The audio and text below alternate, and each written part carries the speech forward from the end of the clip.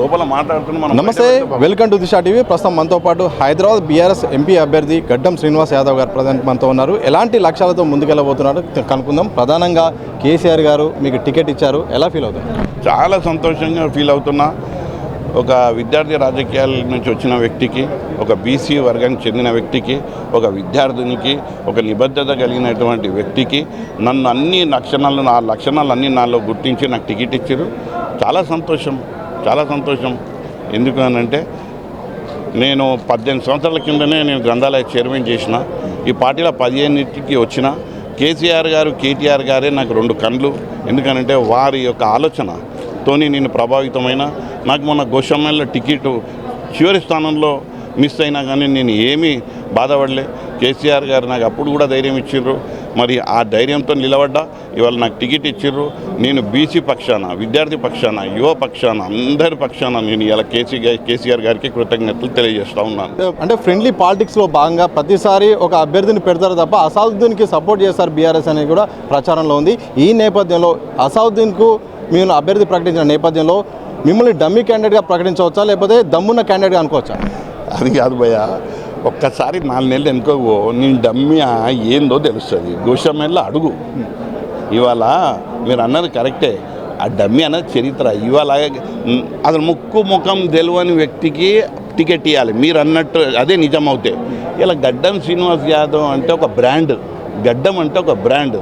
మీకు తెలియదేమో, 90 నుంచి నేను క్యాంపస్లో 90లోనే విద్యార్థి సంఘం నుంచి ఉండి నేను ఏబీవీ మీద పోరాడి నేను క్యాంపస్ ఇన్ఛార్జ్ అయినా, గ్రంథాలయ చైర్మన్ అయినా. మొన్నటికి మొన్న నాకు బలంగా ఉన్న నాయకునిగా నా ప్రజలు నాకు ఇచ్చిన ధైర్యంతో నేను టికెట్ అడిగితే నాకు రాలే. నాకు రాకుండా నా వ్యక్తి నా యొక్క అప్లికేషన్ని సార్ టిక్ కొట్టిండంటే ఇది డమ్మీ అంటారా మీరు? ఈ డమ్మీ అంటారా? ఈ డమ్మీ కాదు, ఇది దమ్మున్న నాయకుని కాబట్టి ఇచ్చిండు. మరోవైపు మాధవిలత బీజేపీ అభ్యర్థి వరుసగా ప్రచారం చేస్తుంది, సోషల్ మీడియాలో హైలైట్ అవుతుంది. ఇటు అసదుద్దీన్ని టార్గెట్ చేస్తుంది, హిందుత్వ భావజాలను కూడా ప్రచారం చేసుకుంటుంది. ఈ నేపథ్యంలో ఆమె యొక్క ప్రచారాన్ని ఎట్లా చూస్తున్నారు?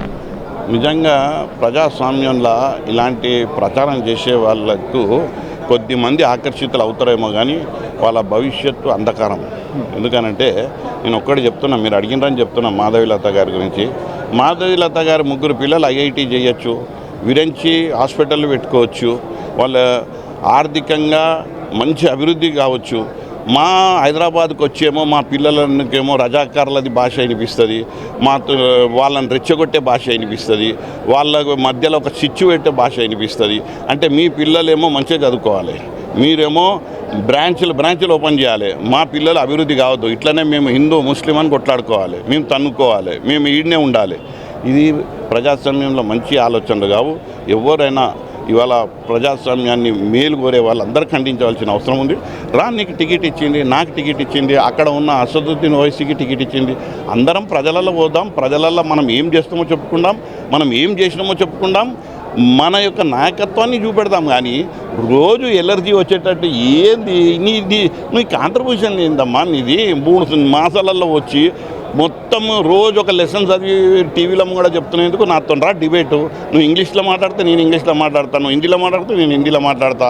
నేను ఒకటే చెప్తున్నా బ్రదర్, పాలిటిక్స్లో నాలెడ్జ్ మెమరీ పనిచేయది, పొలిటికల్ విల్ అండ్ ఆస్పిరేషన్ పనిచేస్తుంది. మాధవిలత పుస్తకాలు చదివిన నాలెడ్జ్తో నడుస్తున్నది. మేము గల్లీలు చూసిన వాళ్ళము, మా పాత బస్తీలో ఉన్న బడుగుల బలహీనుల యొక్క వారి యొక్క బాధలను చూసిన వాళ్ళము, అలాంటి వాళ్ళ మధ్యలో పెరిగిన వాళ్ళము. ఆ కష్టం ఏందో ఆ నష్టం ఏందో మాకు తెలుసు. నువ్వు బంజారా హిల్స్లో ఉండేటమే నీకేం తెలుసు?